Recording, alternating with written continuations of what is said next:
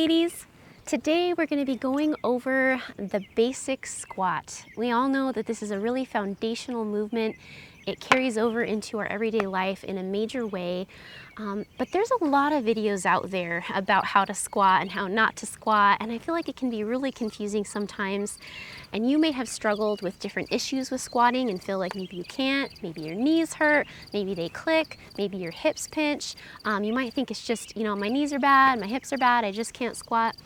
What I like to do is break it down, kind of both try to simplify what the squat is about and also give you a few more details about the squat so that you can kind of maybe more understand at a deeper level like what's going on and what can help you to achieve a healthy squat for you, okay?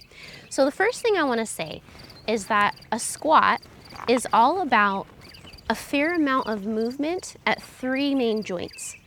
That's our hip joint, our knee joint, and our ankle joint, okay? So these three joints are going to be kind of simultaneously be bending in order to squat down, okay? So that's like the main thing there that's going on. Oh, my cat might be coming on in. Come on, Elmer. Do you see him? Oh, my cat just somehow always knows when he's right outside the frame and he will stay there. Anyhow, okay, so those three main joints are involved with the squat, okay? So that's really important. Now, when you squat, we also need to have flexibility in our upper back.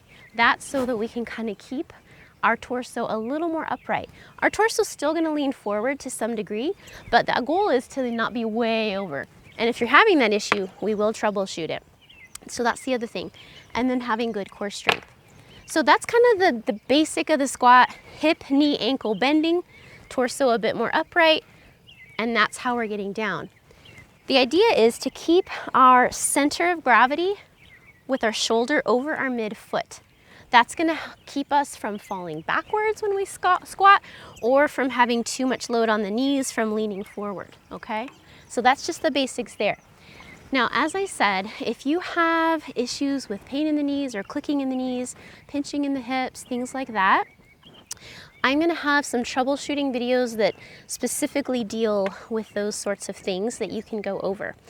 But in the how-to video that we'll do now, let's just cover the main setup for doing the squat and a couple quick fixes if you're having trouble that can help you right now to do a better squat. And then we can watch that troubleshooting video to go over longer term ways of fixing the issues that you're having that's causing you pain with your squats or not allowing you to get lower and things like that. So let's go ahead and get started. All right, we're ready to go over the bodyweight squat now.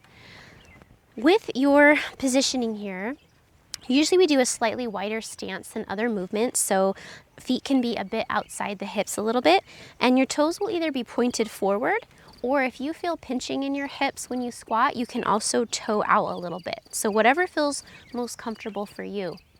Now from the side, I want to point out that the squat is really about bending at three main joints: our hip, our knee, and our ankle. So all those joints need to be able to bend. And the idea is that, if you think about your shoulders moving in a straight path down. So the goal is all of these joints to bend so that our shoulders can move straight down. Okay, so that's kind of the main goal there. Now, to keep our center of mass down the center of our body, that involves when we bend our joints, we want to do it in such a way so that we stay here, so that we're not if we just kind of mostly bend at the knees and go forward, well, now my shoulders are moving forward and now we've got all this load on my knees and my heels are even coming off the ground, right? So that doesn't look right. But then at the same time, if we squat and we kind of just mostly set the hips back, I'm gonna fall backwards, right? So how do we work at keeping this center of gravity here in the middle? That's gonna be the way our hip and our knee bends. Now, when we bend at the hips, so we're trying to keep our torso upright and we bend at the hips, torso comes down a little. Which way am I going? I'm going backwards, right? So if you think about with the hips, the idea is to go a little back and down. And with the knee, when you bend the knee, what happens? Is it moving forward or back? It's moving forward, right? So with the knee, the idea is it's bending a little bit forward and down, okay? So between the knee moving a little forward and the hip moving a little back, and then they're both going down, the idea is that we can keep that nice balanced center of gravity. And that's where that idea that you've probably heard where like, oh, your knee shouldn't go past your toe, that's really bad. That's been debunked. It is important to keep a balance of load between the ankle and the knee and the hip. That way we're spreading that load between the joints, right? And that's going to be healthier. We don't want it all on the knees, certainly, right? Like way forward, but we also don't maybe want it all on the hips. So we want to have it on all of it. And there's going to be just a natural amount of bending where the shin angles forward. Your knee may end up going past the toe as you get lower. The important thing is that the heel always stays on the ground. Now, I have found with myself, especially too, that one of the major restrictions to doing a healthy squat is actually, surprisingly, ankle mobility. So I had no idea. When I think of a squat, I'm mostly thinking about my knee and my hip. The ankle is a big part of it. And I realized, boy, when we're limited on our ankle dorsiflexion, which is when the shin angles forward like this, if we can only go a little bit, it's gonna make it hard to squat lower healthfully. And to compensate, you're gonna end up rounding your torso over so that you don't fall backwards. So it's very important for the shin to be able to angle forward, especially as you get into a lower squat. My troubleshooting video on squats is going to go over how to help your ankle mobility. It's very doable. We're gonna roll on it and we're gonna do some stretching with it. And you can notice a difference immediately, actually. If you do that and then a squat again right after, you'll notice that you have more mobility in the ankle, and that's gonna let the shin angle forward. So with all that said, I just wanted to kind of give you a few pointers of what's going on. So remember, hips go a little back and down, knees go a little forward and down, ankles are bending. And the goal is really to try to get your thighs to parallel, kind of like your bottom in line with your knees, as long as you can keep a neutral spine. So what we don't want to be doing is bending and rounding through the low back, okay? This we want to remain nice and still, and it's these other joints that are bending. And then we're going to have a little bit of extension of the upper back so that we can keep a more upright torso. But the low back should maintain its small curvature even at the bottom. All right? Hi, I'm Razel. If you're a woman in your over 40s like myself and you want to get into resistance training, but you have felt up to this point kind of overwhelmed and worried that you're not going to do it right and that you're going to hurt yourself, I create really in-depth tutorials to break these movements down for you, show you what to avoid, how to make the movement easier and more doable for you. If you like my style of teaching and you'd like to keep learning with me, come on over to my website at inspirefulwomen.com. Now, another little tip here. As we lower, we don't want to just passively lower. We don't want to just kind of drop down to the ground or go down with no muscular effort. So when we lower, if we actively engage what's called our hip flexors, so if you picture some muscles in here, contracting to lower yourself in like a controlled way, that's going to help with core stabilization, helping keep your core more upright, and that's going to take load off the knees, and so that's going to basically be better on the knees as well. So as you lower, you want to think about actively engaging the front muscles of your hip there as you lower, okay? All right, so let's go ahead and do a few together. So remember, feet are either forward or slightly toed out. And right now with our body weight, we can kind of extend our hands out in front of us as a counterweight. That'll kind of help us to keep that upright torso a little bit better. So here we are. Remember, hips go a little back and down, knees go a little forward and down, and we're bending at the ankle, activating the hip flexors in the front as low as we can, and then we're going to stand back up. So all these joints are kind of bending simultaneously.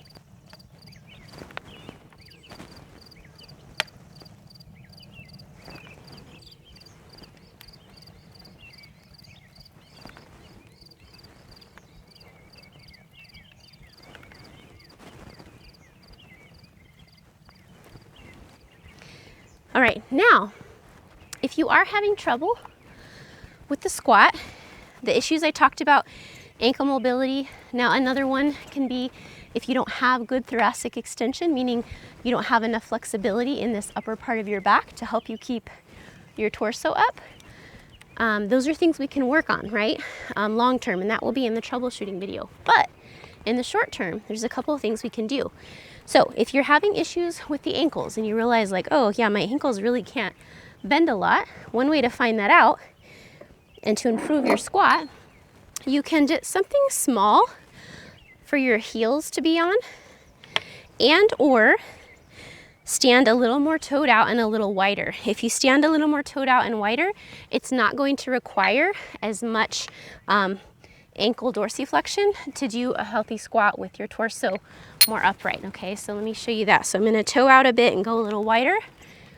And now it's much easier, without changing how much mobility I have in my ankle yet, to keep my torso upright. So that's something you can do right now in the interim.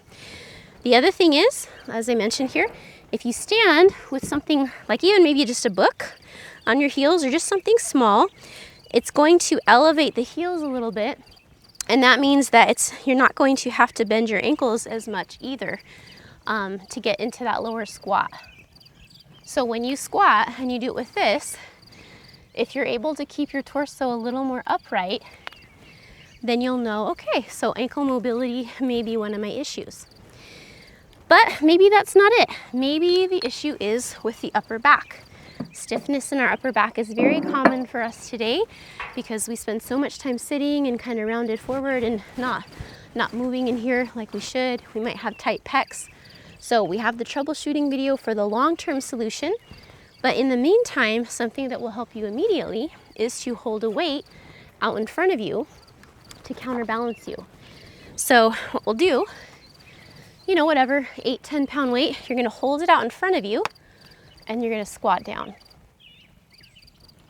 And as you'll notice, this is going to help you to keep a more upright torso because of that counterbalance. All right, just a few more pointers. Sorry, ladies, there's just so much to cover here with you. Okay, from the front, another important thing is to keep your knees in alignment with your feet. Okay, so as you squat down, this is also going to be important for the whole knee pain and clicking thing. You want to make sure the knees are staying in alignment here with your feet. So a very common thing is as you're at the bottom and you press up, it's common for the knees to cave in. Okay, keep them in alignment here. A less common thing would be maybe to have them coming out, but the in thing is very common. So keep them in alignment. That's going to be really helpful for the knees.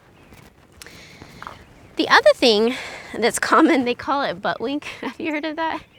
So basically that's, we might all be able to work towards a deeper squat, but there's a point where for us when we squat too deep and we lose our neutral spine and then our butt tucks under. I don't know if you can see me here, and then here my butt kind of like tucks under. So that's called butt wink.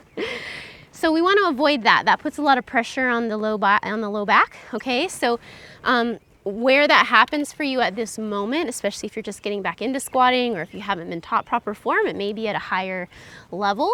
But the idea is you want to only go until you can keep. The idea is you want to only go as low as you can keep that neutral spine wherever that is. That's not to say that you'll never be able to go lower. I bet you will. The most important thing though, with any movement, especially with these squats, especially if you're learning good form for the first time, the idea is do as small a movement as is needed with great form. Practice that and then gradually, you know, for this part, it might be like, okay, his knees come forward and down, hips go back and down a little, and I'm just going a little bit, keeping my knees aligned, keeping my torso more upright. And then what you're gonna do, keeping, you know, the shoulder over the midfoot, right? That's another main goal. Okay, I got cut off because the helicopter went overhead. We're outdoors, we have to work with this stuff. So I don't know where I was, but the point is, I think we were somewhere around the idea of gradually increasing the depth of our squat with that new good form and understanding of what we're trying to achieve. And you'll be able to get there really soon. This doesn't have to take like 6 months, but just do that, take the time to do that, and don't worry about how deep it is, and then gradually deepen that squat, you know. Now, as far as that whole butt wink thing and the deep squat, again, watch the troubleshooting videos on squats, because getting the good thoracic extension, getting the good ankle mobility, all that is going to be kind of the long-term fix for that. All right, I think the last thing I'm going to say on this is think about where your weight is in your feet. So as you feel your feet underneath you, there really shouldn't be any weight on the toes. If you have all your weight on the toes, then that means you've got too much of your mass forward, right? That's going to be a lot on the knees and all that, and just not good form. And then we're not going to be working the backside like we want. So you want to feel the weight of your body in your midfoot. So again, remember, we're trying to keep a path as we lower of kind of shoulders moving in a straight path down. So rather than the shoulders moving way forward, you know, moving from here to here, or moving way back, which isn't going to happen because you'd fall over, you want to think about those shoulders moving straight down as much as possible, right? But that's the idea there, having that weight in the midfoot, heels always on the ground. Using your hip flexors again, remember to contract, to control that lowering. It's not that you can't do it a little more quickly, it's just that you need to think about contracting those muscles as you lower. So I hope all that helps. Let me do a few from the front now. So I'm gonna do toes forward, and then I'll do toes out, so you can kind of see the difference there, okay?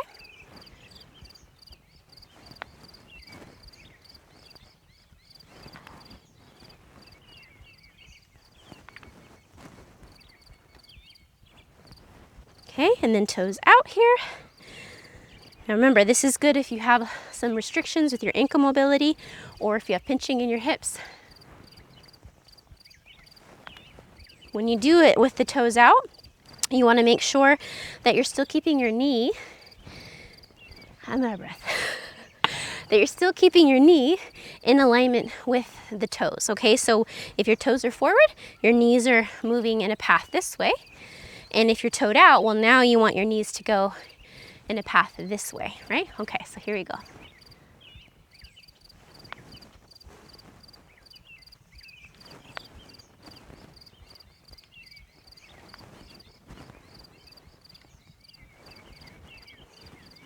Thanks for being with me today, ladies. Once again, I'm Razel, and if you're a woman in your over 40s like myself and you like the movements that I'm teaching and you'd like to do full-length workouts with me in beautiful outdoor nature settings, can't promise there will always be snow, but you know, beautiful outdoor nature settings and with chill music, if that sounds good to you and you like my style of teaching, come on over to my website at inspirefulwomen.com.